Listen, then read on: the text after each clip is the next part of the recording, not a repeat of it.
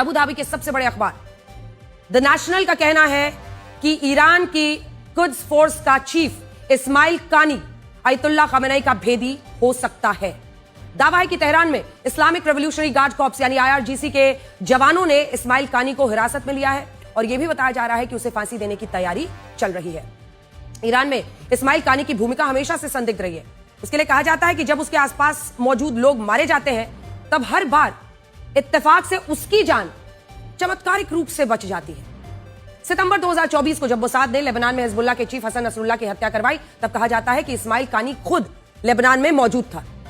लेकिन इस हमले में उसे एक खरोच तक नहीं आई। इससे पहले 31 जुलाई 2024 को जब मोसाद ने हमास के चीफ इस्माइल हानिये की हत्या करवाई तब भी इस्माइल कानी की उससे मुलाकात हुई थी।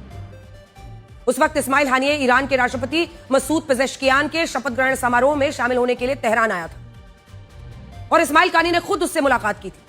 लेकिन इसी के बाद इस्माइल हानिये के गेस्ट हाउस में धमाका हुआ, उसकी मौत हो गई।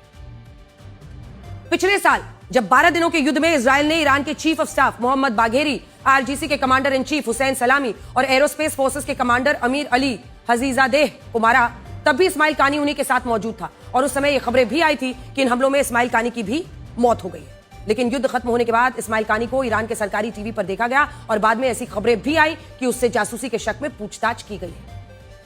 और अब जब 28 फरवरी को आयतुल्लाह खमेनी की तेहरान के लीडरशिप कंपाउंड पर हुई हवाई हमले में मौत हुई तो दावा है कि कुद्स फोर्स का यही चीफ इस्माइल कानी खमेनी के साथ मौजूद था और हर बार की तरह इस बार भी सब मर गए लेकिन यह बच गया और इसी वजह से अब इस्माइल कानी को खमेनी का सबसे बड़ा भेदी माना जा रहा है।